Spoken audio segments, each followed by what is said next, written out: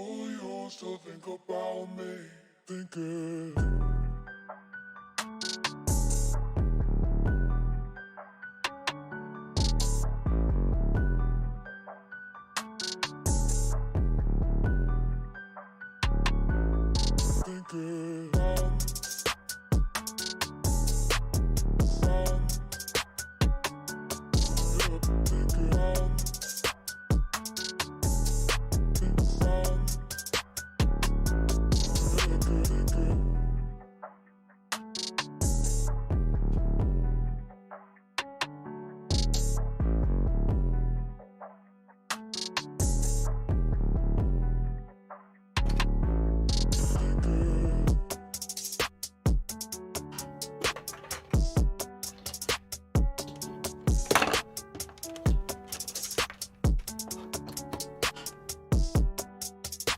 What's going on, everybody? Let's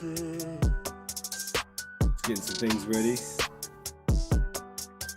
We're going to go over some pretty simple plugins today. Pretty much just understanding how to use them.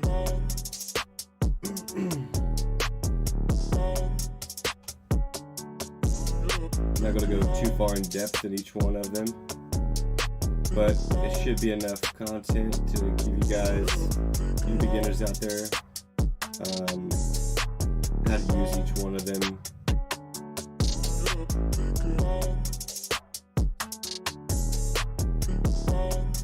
But we'll get started here in a second.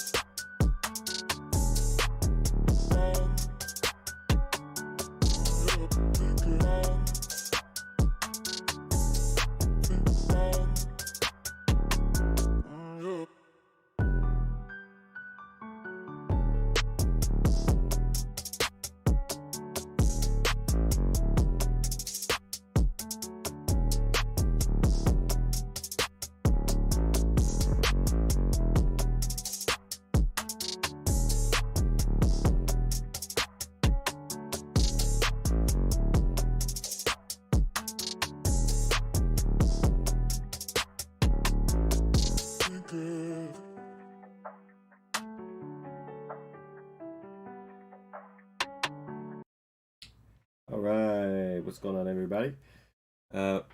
My name is Cody Hennemeyer. I go by many different names. Henny Pops, Henny.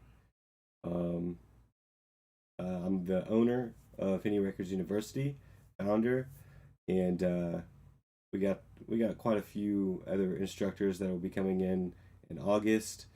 But for now, we're just going to be having a beginner's class. Today I'm giving out a free lesson pretty much in understanding basics of the plugins, especially just the default kind of plugins in FL Studio.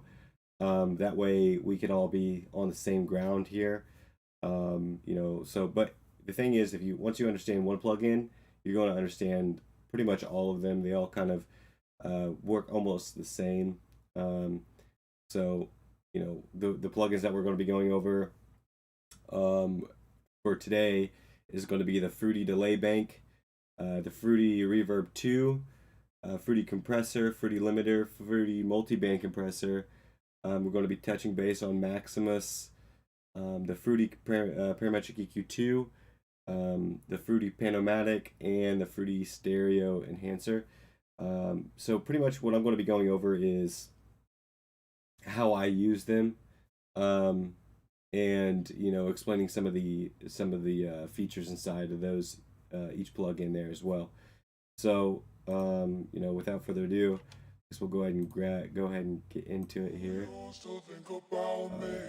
So looks like my face is in the way, so let me move that real quick. Okay.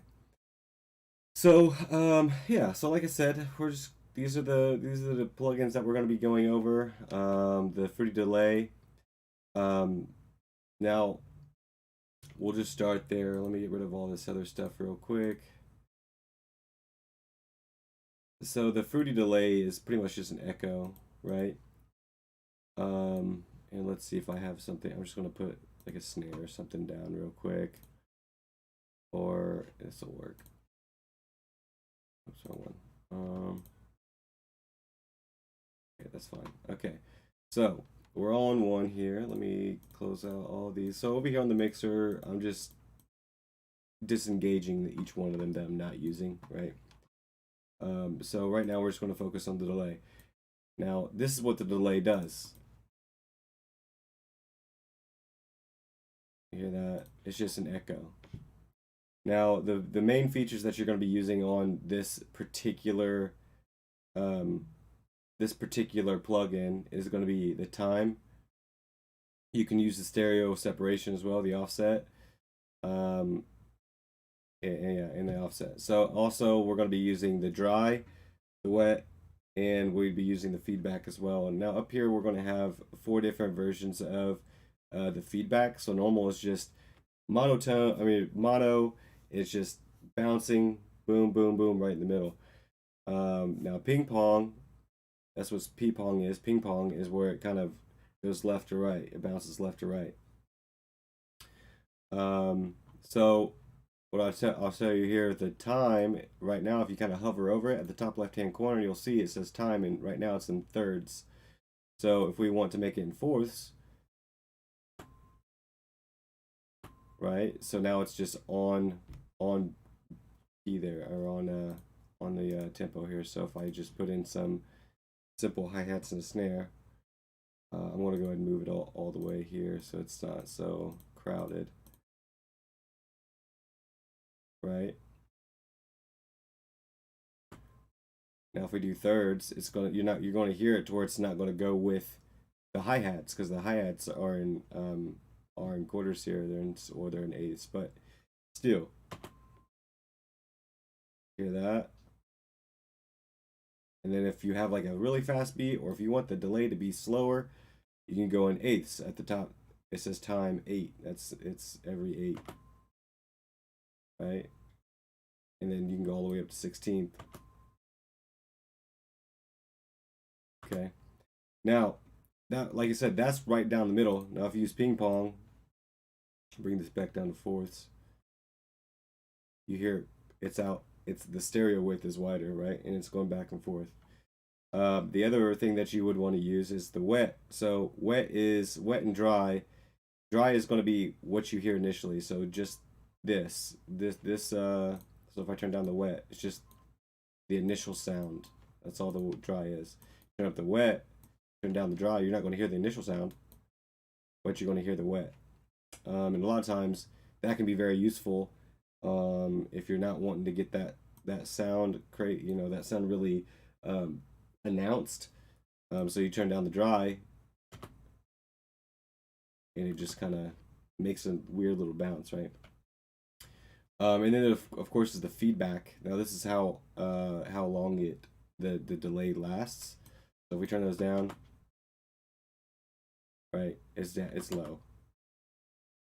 Turn it halfway up, it ends very quick.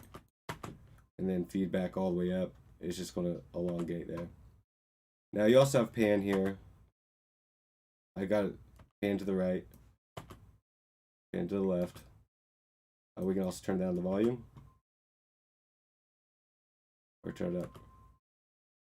Right, so it gets insane, and we don't really want that. So I'm just going to hit reset on that. So that's pretty much the delay. Now if you go over here to another delay, say I just went over to delay bank 2 or delay 2, it's pretty much the same thing, just a little bit more simple, right? So we have the input, and this is going to be the wet, right? Okay, we have panning as well. Now if we want ping pong again, we can do that. This one also has a cut frequency though, right? Cut off. So if you want the delay to sound like some of the EQs were taken down, we can turn down the cut frequency. Turn it all the way down. Right? And then dry. Right? So you use one delay, you use them all. They're pretty much all the same. Just obviously the quality is going to be a little bit different. Some of them are going to have different features in them, but you can using that information, you can pretty much use all of them. Now the next is going to be a reverb. And then I use the main ones that I use as far as delay goes. I usually just use the delay bank. Okay, because it really suits all my needs. Reverb 2 is the main reverb that I use, but obviously there's a lot of different reverbs that you can use. There's the Convolver, the Reverb 2, and then there's some other reverbs that you can get that are a lot better than the ones that are in here, but these will suffice, right, for what we're trying to do. So when it comes to the Reverb 2, I'm just going to solo this out now. Right now, it's on a default preset. Okay, now what the reverb does, this kind of already has a reverb. Let me cut out some of this. Okay. All right. So what the reverb does, it adds like a, what do you want to call that? More like if you're in a cave and you clap, right? It's right. It might be better to put that on a snare and oh, I muted it. Right, so that's what I'm talking about right there. Okay, now when it comes to reverb, there's a lot of different ways that you can mess around with this. Okay, to get all different kinds of sounds. The Reverb 2, it doesn't have a lot of presets. Okay, these are pretty much the presets it comes with aside from simple. A lot of times I use Reverb 2 with vocals, and I'll just turn on venue and turn down the reflection level, and then mess around with the high cut. But there's another reverb in here that is a lot better than that. It's got a lot more the Convolver. It's got a lot more presets. Okay, so from chambers, corridors, halls, all this different stuff. So these are just different spaces that your reverb's in. So say you want to go into we'll go to a church, right? And you can do church far, medium far, whatever. So it's kind of, that's like the church feel, right? From far or medium distance from the stadium or the stage. But Convolver is really nice, really cool for again those presets that you want.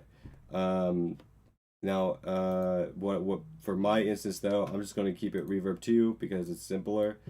But again, you can use the same settings. If you know the knobs in here, you're going to know the knobs over there.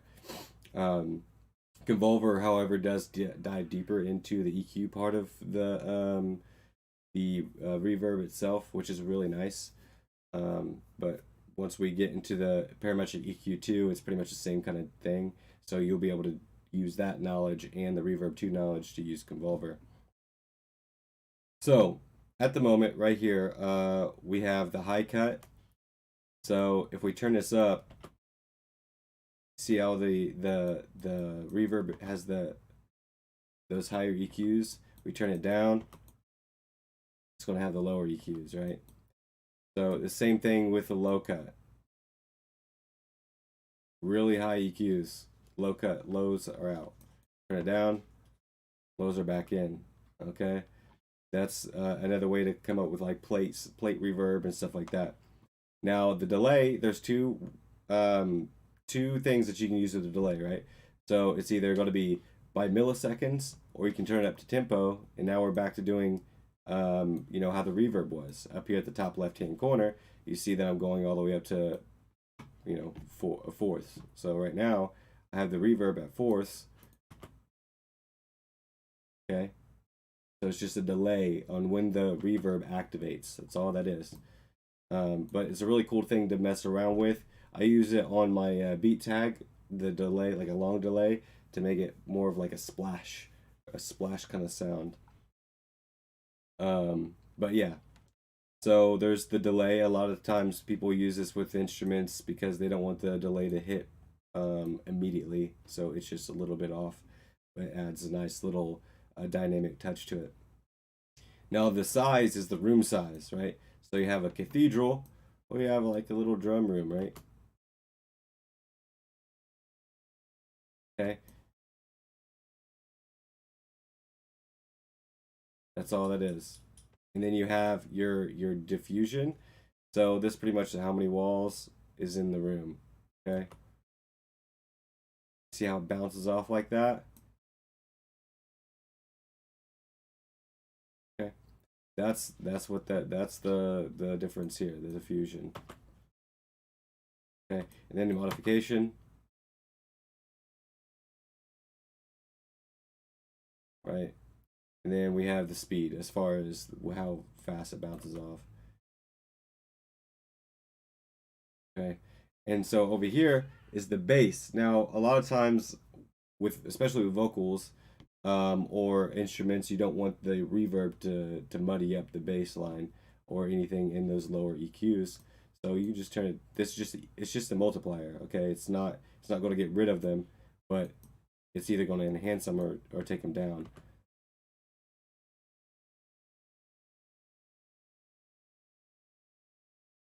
Okay. So now let me turn down the high cut so you can hear that. Okay. And then we have the decay time. So this is pretty much how long the reverb lasts. So if we turn this all the way up, 20 seconds, lasts forever. Okay, but that's pretty good with, shots on EDM and stuff like that. Just have something hit, boom, we want to last a while. Now the dampening is the high dampening. So we can turn this all the way up. And it just, what it does is if you turn it down, it turns down those higher EQs. Right? Okay. So that's what the dampening is. That's something that you can, again, make little plate verbs for and stuff like that. And then we have the dry level, which again is the same thing as the delay bank. It's the initial sound before the reverb hits. So we have it turned all the way down. We'll turn the delay up, right? And the same thing with the wet. How loud do you want the reverb to be? Right? Now the early reflection level is pretty much how early it hits the walls. Now if you have it turned up, usually the reverb is a little bit, as far as the EQ goes, a little higher. And then you turn it down, right? And then you also have your stereo separation. So all the way to the right is going to make it towards more wider. Or no, yeah, sorry, more mono. And then all the way to the left is where it's going to be wider, right? So you have that depth in there. So that is the reverb. And like I said, a lot of the other reverbs, like Convolver, if I go back over to Convolver, it's going to be the same kind of setup. But you can go a lot more in depth with the Convolver. And we're not going to go over that today. There's just a lot more. We don't really have enough time for it. Now, the compressor, which is a question that a lot of people get, is how do I use the compressor? How do I know what the threshold is? What's the ratio? I mean, this, that, and the other. And there's not one good answer for it. There just isn't. Okay, you just have to know what you're looking at. Now, if you know what you're looking at, I'm over here, and we'll just go extra large here. I'm over here in my insert here for the snare itself, and I'm just watching where we're at, right? So right now it's at about 10 decibels. So if I want it to be, if I want the compressor to start compressing at 10 decibels, yeah, it's not going to do much because that's about as high as or high as that sound is going, is about 10 decibels. So it's not going to do anything. However, if I wanted to start compressing, you always wanted to start compressing beforehand.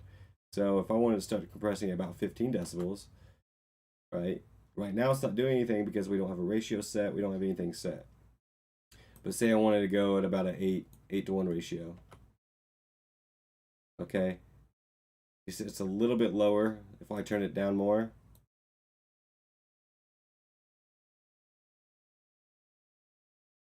Well, what the heck? Okay, let's move this over to this instead. Okay, let me reset this. So on this one, this particular sound, I would probably start compressing around 20, 21. So I'll move the threshold, about 4 to 1 ratio. And now what the compressor does is it makes the volume, it kind of makes it to where the volume is more lined up with each other, right? It's not like super wavy, which is kind of what you want to do when it comes to mixing your song, is making sure that all the sounds are together. You know what I mean? They're not just everywhere, except for, obviously only on sounds that you want to do that. So, yo, what's up, Blueberry? How you doing, dudes? Thank you for the follow, man. So I'm over here on Facebook paying attention to them. Didn't even think about coming over here. But anyways, like I said, so you want the sound to be level. Okay, so that's what a compressor does. It levels those specific sounds. So your snares, if they're popping too much, which is kind of difficult unless you have them turned all the way up, then you want to compress them a little bit so you don't lose sound necessarily, but on the mix of things, it's not as poppy, and it doesn't hit and muddy out some of the other sounds. Now, when it comes to like I said, when it comes to the threshold, I generally don't really use the regular compressor on sounds. I usually use the multiband compressor so I can go, and we'll get into that. But the multiband compressor makes it to where you can compress certain EQ levels. But I usually use the compressor, the regular Fruity compressor, for vocals.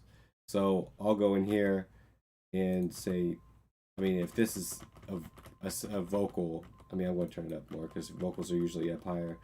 I'll compress it down to a certain point, which normally, like with my microphone, I usually get it down to about, between 20 and 25. But the ratio, I usually have it about 8:1. That's normally where I usually have it. And that usually turns down, oh, I don't even have it on. Okay, that's why. So that turns down the sound. Hear that? And a lot of times when it comes to rappers, the P's, it's not very level. So a lot of times I have to turn down this threshold even more so that way I can even out the sound and see how it's even lower, and then I'll have to hit the gain to turn it up back to normal, right? Now the attack is how fast the compressor engages. So if you want, you can turn it down. Now, if you have a computer that can handle that, great. However, if you do not, and you have a lot of different plugins, it's going to start chopping because having a 0 milliseconds, it's reacting like that. So it's processing that quickly. So, I mean, if you hear it how it snaps in. Now it doesn't, right? And then the release is how long you want it to last, right? The compression to last. So this only lasts for 1 millisecond. So it's only compressing just the beginning of the sound. We bring it out. Now it's compressing the reverb that is already on the sound. and so on and so forth for a certain amount of time. Now the hard, or the type here, this is something that you kind of have to play with. A lot of times I just use vintage just because it sounds warm as far as the compression goes. But it's something that you just kind of have to play with, play it by ear on each sound. But it's just the type of compressor that you're using. But yeah, that's the compressor. Now, if we move over here to the multi-band compressor, it's a lot more, right? But don't get scared because look, each band is the same thing. Each band is the same exact thing as this. The only difference is the knee, right? The knee is pretty much, after it hits, it goes, like the compressor goes like this, right? Or it's normal, or it goes down, right? So a lot of times I just keep it how it is. I don't really mess with it too much unless I'm using it with a certain sound or a certain, like a weird ad lib or something like that on the vocals. So it doesn't muddy up what I'm doing at that specific moment, but I want it to go back up after a specific moment, right? So the multi-band compressor is the same exact thing though. However, the only difference is it's 3 different bands now. So you can tell where the bands are. Here's the EQ if you want to bring that up, right? So you can tell where the bands are. They're about here and about here. Everything, this is going to be mid, low, high, right? So the compression here is you're just compressing the mid, low, or high EQs of that particular sound. So if I want to change where it's compressing, you can. Right here is the highs. So you can change where it starts compressing. Say I want it to be like right here. Bring the mids over here so it doesn't mess with it. And then you can also do the beginning and ending of mids. Okay. And then the lows, where you want to start compressing on the lows. Now the threshold, again, if you look up at the top left-hand corner while you're hovering over it, is going to be the decibel that is hitting. So how you can tell is bringing up this parametric EQ and letting it play. Okay, and right here is the decibel markers, right? So the mid is hitting at about +6, +8. The rest of it's kind of staying below -6. So on the mids, I want it to start engaging at -6, and I want to bring it down. I want to put the ratio up higher, about a 0.8 or 8 to 1. And then I want to turn down the gain. Is that engage? Oh, it's not. That's why. See how it brought it down? Now it's down a lot, right? Now, this is just going to do it in general, okay? In that specific, this specific range right here, okay? So that's right here to about right here. That's what it's going to do it in. So I'm going to bring it down even more than normal.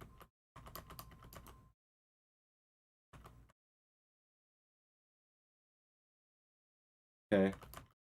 And then the highs, I want to kind of bring it back up to here with this. So I'm going to start engaging it at about -12. Maybe a little bit lower. -18 maybe. Yeah. Okay, I want the ratio to be 8 to 1. And I want to turn it up. Okay. Obviously, this sound is a little weird, right? But this is just in general. This is what we're doing. All we're doing is just making the sound even, okay? I just want to give you a visualization of what's actually happening. So now that we're on that, we can go over to the lows and bring those up. Now this threshold is like super low because there's no highs or no lows really in this sound. However, we're going to put it to 8.1 again and just raise it up. Right? That's as much low as this sound has, okay? But that is just a visualization of what's actually happening when you're using a compressor, okay? Okay, so now the limiter, it's just, it's kind of it's a compressor as well, but the limiter side of it what it does is it makes it to where the sound gets to a certain peak and clips it completely, just clips it. So I'll show you that here. All you gotta do is just turn down the ceiling. So that's gonna be the ceiling of the sound. See that? It cut that part out of it. So we turn it down even more. You know, that's gonna be it. So we can turn up the gain. Goes back to normal. Kind of. Right? And then we can also saturate it. Okay. Now the attack again, same thing with the when it comes to using pretty much any plugin, you're gonna have attack, release, and most likely a sustain and a gain and a threshold. So that's all this is. So if I want the attack to be slow, see how it goes up. I want the release to be fast. It's gonna release immediately, and I don't want much sustain. Okay. I want the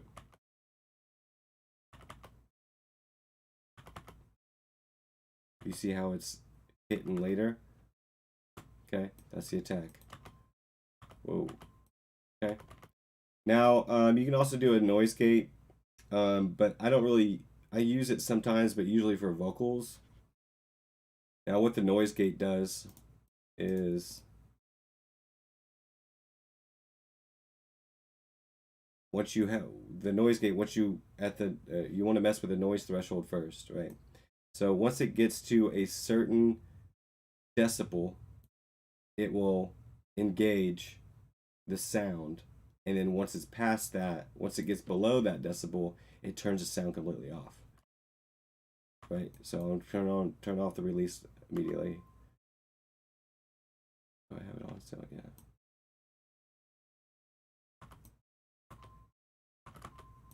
Okay.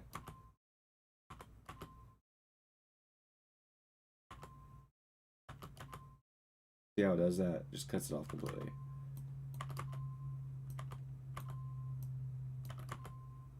Now the release is up to you. When it comes to vocals, you don't want your vocals to just like release immediately, because it'll hit that threshold if they're ending a word or something, or have like an it's or like a really low word that's not compared to the rest of them. That's why it's kind of important to compress before you do the noise gate, so you can have all the levels of the vocals together before you do the noise gate. Otherwise, it's just going to cut off at weird times. Um, so you have the release is what you want to mess with, right? And on other noise gates, there's a sustain as well. But if you mess with the release,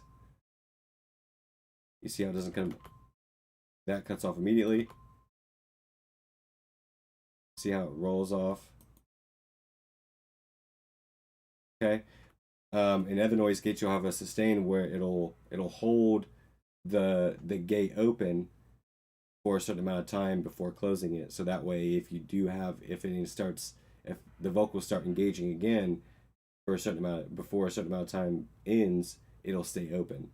It's just going to stay open until that release or that gain or that sustain time is over with. Okay. So that's a limiter. Now, what I like to use a limiter for, as far as vocals go, or not vocals, but sounds in particular, is I'll use them for a noise gate, or not a noise gate, but oh god,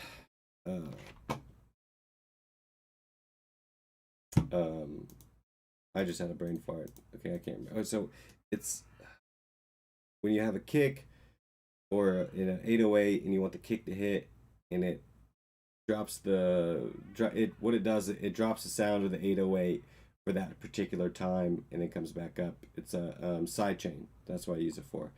So say I want these hi-hats to side chain with the initial sound, right? I want the sound to do something weird with the hi-hats, which I never really do. But so what I'm going to do is I want to right click down here. I want to highlight the insert that the highlights are on. I'm going to right click up this up arrow, and I'm going to hit side chain to this track. Right.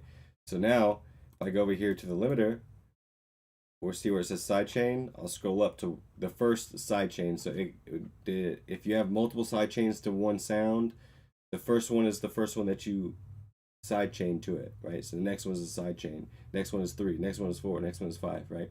So the first one, this is going to be, I mean, obviously the only one I'm going to use. This is what we're going to pay attention to is the threshold, the knee, and the ratio. So the threshold, I'm going to bring it down to here, and I'm going to turn up the ratio to about a 2. And then maybe more. Hold on. We'll go to 4. Hear that? I'll turn down. Right. If I put that reverb. Okay. Now the knee, pay attention here. See how it moves up a lot quicker? Now that's just super high. Right. So the knee's not something that I really mess with. But it can be useful. So that's primarily what I use the limiter for, aside from doing some minor mastering as far as keeping the EQs down, or the volume down. Now Maximus, let me go back to multi-band compressor real quick. I'm going to show you this little tip. It's a free tip here, so you're welcome. But a lot of times what I'll do is I'll put in the master track, I'll put in a multi-band compressor in Maximus, and this is called quick mastering. Okay, I'll go to presets, master 2.4, and clear master on here. Right.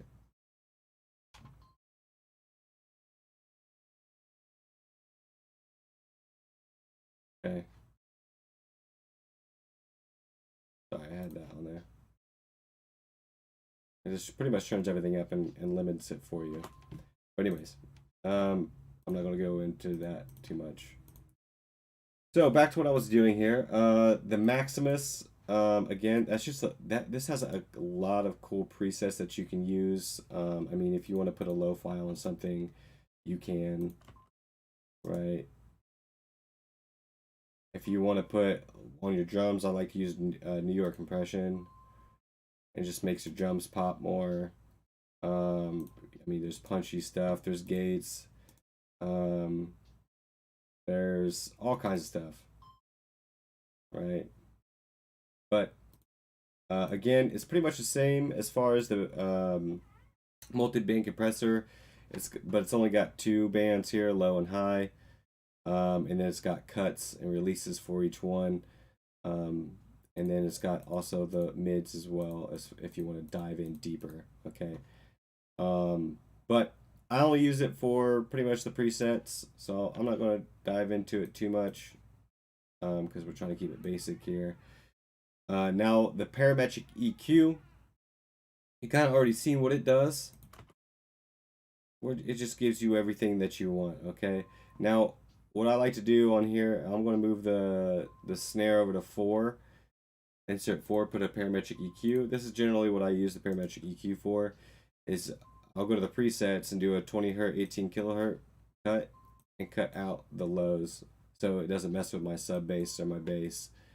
Because I mean, who needs bass in your snare, right? So I cut that down. I do that with a lot of other stuff. But I mean, if you have, if you want to make a radio effect, that's great. A little old telephone effect, all kinds of stuff.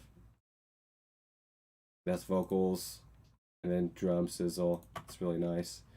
But the parametric EQ, when it comes to this specific sound, I mean, you see this is kind of high right here compared to the rest of it. So I'll kind of turn it down. What I'm just scrolling to make it thinner, towards more pointed at that specific EQ, and I'll turn it down, right? Because that's hitting higher than the rest of them. Now, a lot of what you can do in a lot of different sounds is called, I think it's called peaking or something. But you can turn up this, find that boxy noise, like right here. Where was it?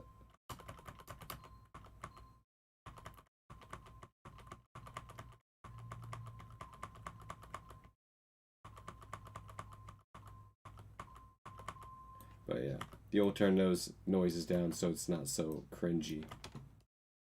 But yeah, that's the parametric EQ. And so what you can do here, as far as using it, you just right click one of the knobs here. I mean, obviously, what this is going to do, it's not going to really turn down. I mean, it's going to turn down the lows. Like if I go over here, turn this down, it's not going to turn it off, turn it down completely. It's just going to turn it down, right? Turns down that specific frequency. Now, if I wanted to go do like a low cut, I would do high pass, and what this does, it turns off those specific EQs. It usually does, but you get what I'm saying, right? Now, if I wanted to do, yeah, band stop, you can stop that specific band completely, right? Now you can also do, like I said, what I like to do is just doing the cut. You can turn down the highs, right? You can cut them out completely. And then this right here is pretty much the resonance. So you can make it to where it goes all the way out. And then at a certain point, it like boosts that specific EQ.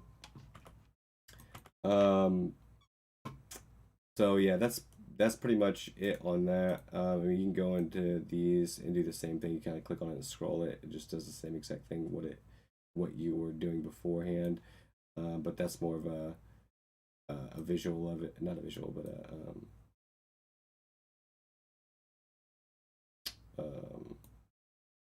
kind of a visual. I guess it's a visual of it. But I usually use the mouse, right? So scroll down makes it a peak, scroll up brings that up, and moving it up and down. I mean, you can use once you find your peak, you can use the slider here as well. I mean, this does the same thing as moving it left or right, and this does the same thing as peaking it, okay? So that's pretty much it on the parametric EQ. Now the Panamatic is really cool. Say I want that on 3. I want to put the Panamatic, where the heck is it? There it is. I want to put the Panamatic right here. What it's going to do is kind of going to, you can do one of two things. You can either make it to where it pans left or right, or you can turn the volume up and down like automatically. It does it automatically. And then of course the LFO shape, you have a sine, triangle, and a square. So right now I can turn up the speed. See how it's moving left to right. Now as far as the volume goes, it's the same thing. Turns it up and down. You can change the amount it does it. Now, I mean, that can add a lot of depth to your song. Those two things can add a lot of depth without even doing automation. It just does it automatically. So that's really cool to use. It's a little trick, but yeah. And of course, the stereo enhancer. Okay. So the stereo enhancer, what I usually use the stereo enhancer for, like just for like the strings presets, but it makes it wider, the separation here, and then you can have a subtle to where it makes it just a little bit wider as far as the separation goes. But that's always cool. But a lot of times I'll use those for like my snares. I'll do like a little subtle to make it pop out more. Okay, so it's not everything's not so mono. And then that's pretty much it. I mean, there's not much to it. But like I said, once you find one, once you understand one, you pretty much understand them all. So yeah.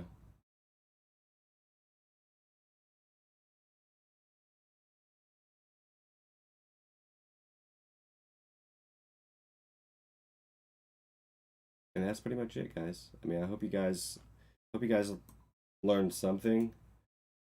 Um,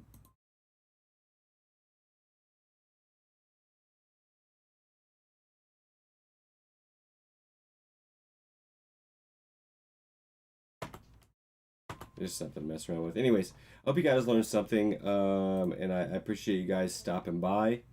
And yeah, it's just a little taste. I wanted to give out a free lesson to you guys. I mean, the course that we're running right now is specifically for beginners. So it's an 8-week course. Each course right now we're running a 50% off. So each class is $30. You can pay for the entire course if you like to.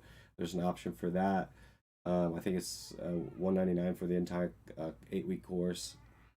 And then at the end of the course, we give you it's a certificate of completion, right? So you have to complete all 8 weeks to get it.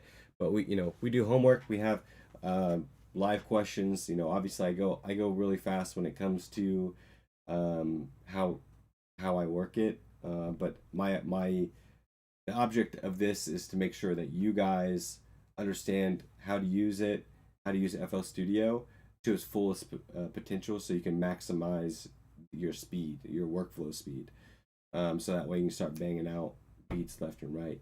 Now, I'm no master by any sort of any imagination of the word or whatever, but I have been working with this particular software for a very, very long time, and I've just got into a way that I can do things fairly quickly. And I want to share that knowledge with you guys. I see a lot of people in here asking, how do I do this? How do I do that? How do I do this? And quite frankly, they're getting a lot of crap for it, and I just don't think that's fair, because I was in that position 17 years ago where I had no idea what I was doing, and I would hate for people to. And we didn't have Facebook when I was doing this. We barely had YouTube, to be honest. But I'd hate for people to be ask them and they're like, whatever, dude. You're an idiot. This, that, and the other. No, that's not how you should be doing it. That's not how you should be reacting to people talking to you, asking you questions about stuff. It's not it. But we have a great staff here at Henny Records University. We will be holding, there's a free marketing class here soon from the marketing instructor. He's really, really knowledgeable on what he's doing, what he's teaching. He's a lot more knowledgeable than me, that's for sure. But he's also worked with the legal side of things, so he's going to be doing some stuff about the legality of music distribution, management, and stuff like that. Getting your music licensed and where to put it, where to upload it, where to send it, and then we also have somebody else to go even deeper into music management. He's experienced it a lot. He's got a lot of years in the music industry. You guys might have heard of him. His name is Picture Pappy, aka Chef B. But he's a really, really awesome guy, a really, really down to earth guy, and he's here to help you guys as well. But we'll be getting more of those classes in August, when the second iteration of the 8-week course goes through. But yeah, I mean, if you guys want, the link is in my bio, and yeah, hope to see you guys there. Right now we're going over Discord. That's how we're going to do our classes for now. I've got a development team working on the website, so we're going to be having a website for Henny Records University soon. And yeah, that's about it. Thanks for watching, guys, and you guys have a wonderful day and a wonderful weekend, wonderful week, and thanks for watching. Have a good one.